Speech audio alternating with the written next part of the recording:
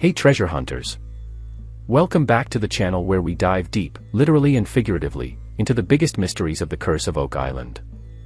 And let me tell you, episode 19 of season 12, titled, Barreling Forward, just dropped a bomb of discovery that might blow the lid off this centuries-old mystery.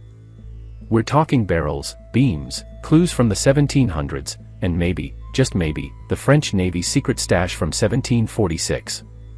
If you've been following this journey, you know how rare it is to get this close to history, and this episode. It's straight up explosive. Stick with me for the next few minutes, because we're going to unpack every inch of dirt the team turned over, every timber they hoisted, and every moment they thought, this could be it.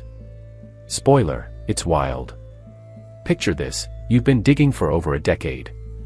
Millions of dollars spent. Decades of research. And then, out of the mud, your team finds a barrel stave. Just a piece of curved wood, right? Wrong. This might be the missing link to the legendary 1861 collapse of Shaft 6, when treasure-filled barrels supposedly plummeted into the deep. And in episode 19, that link came into focus like never before. Rick Lagina said it best, there's no question barrels were used in the money pit. The real question is, what was in them? And this tiny, curved piece of oak could be telling us, you're right on the edge. They found iron straps too, could those have reinforced a treasure chest? The hope was alive. But just as the team hit what felt like solid metal at 116 feet, reality bit back. It was bedrock. Another near miss. Or was it? Let's swing over to the swamp, because that storyline is just as bonkers. If you think the money pit is mysterious, the swamp is straight up haunted by secrets. This episode, the team found survey stakes spaced exactly 14 feet apart. You don't get that kind of precision from nature, folks. That's man-made. That's engineering. That's planning. And then, a carved log. Not just driftwood, not just storm debris, this thing had defined lines cut into it. Could it have been used as a roller to transport something heavy? Like, I don't know, giant crates of treasure.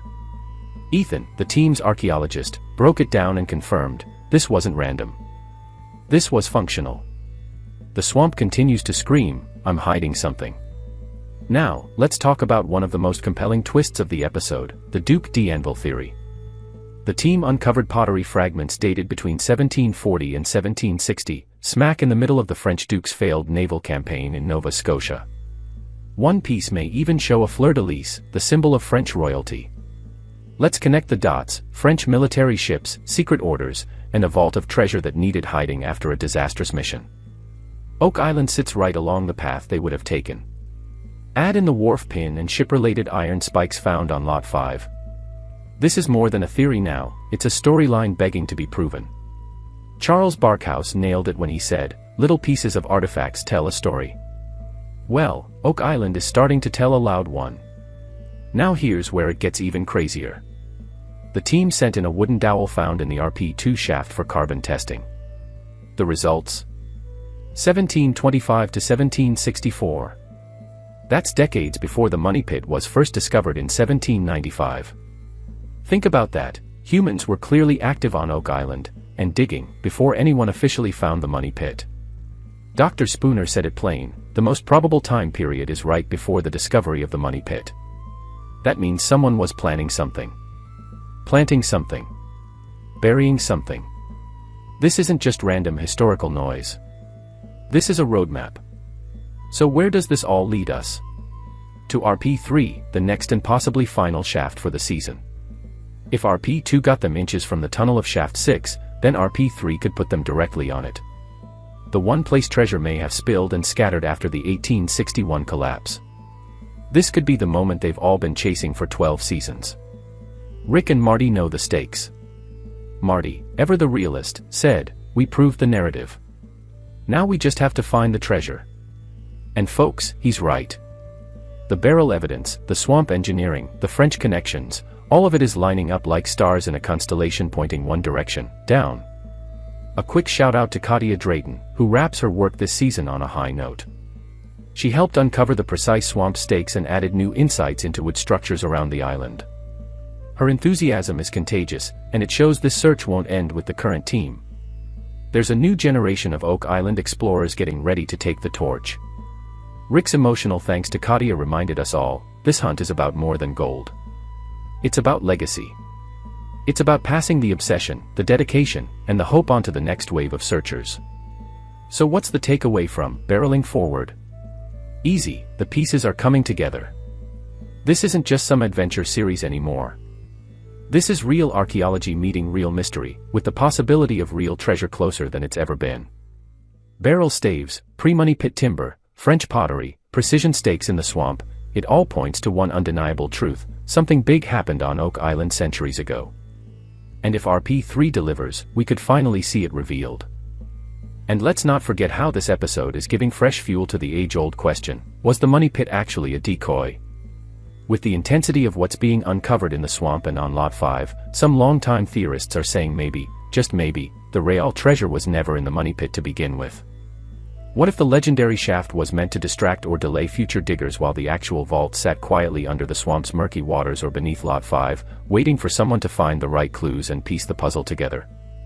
This episode subtly nudges us in that direction, and if RP3 comes up short, that theory might just become the frontrunner. The emotional roller coaster this show delivers is unmatched.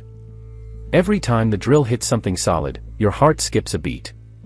Is it gold? A centuries-old chest?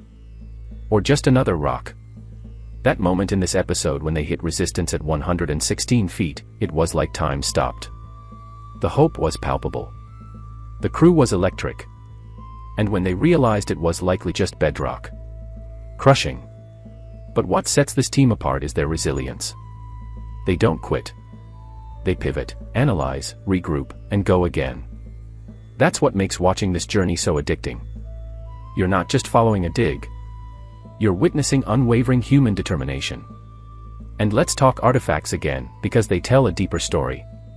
That fleur-de-lis pottery piece isn't just pretty, it could be the smoking gun that ties Oak Island's mystery to 18th century French military activity. We've heard whispers for seasons about the Duc d'Anville expedition. Now we're getting hard evidence. Combine that with the wharf pin and iron hardware, and it looks like Oak Island may have been more than just a drop site, it might have been a full-on strategic naval outpost. And where there were French ships, there could have been French treasure, possibly plundered or protected assets from New France or even the Vatican. Let's not overlook the technology powering this search either. The team isn't just using shovels and gut instincts, they're working with sonar, resistivity mapping, high-tech drills, and advanced carbon dating.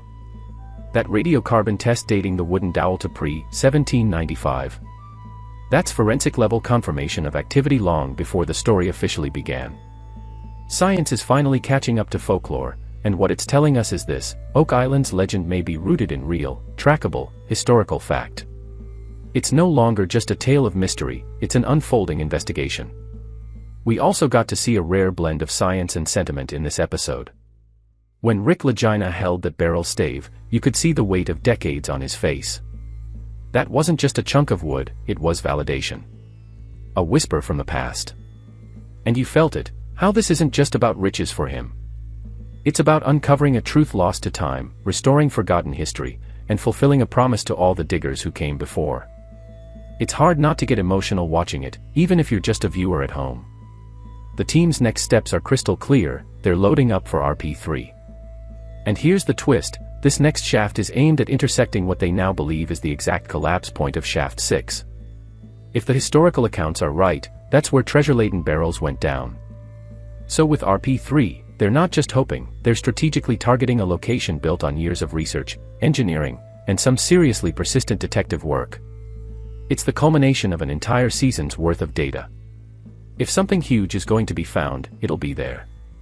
So as we barrel toward the final episodes of Season 12, the anticipation couldn't be higher. Will RP3 finally deliver the moment fans have waited over a decade for?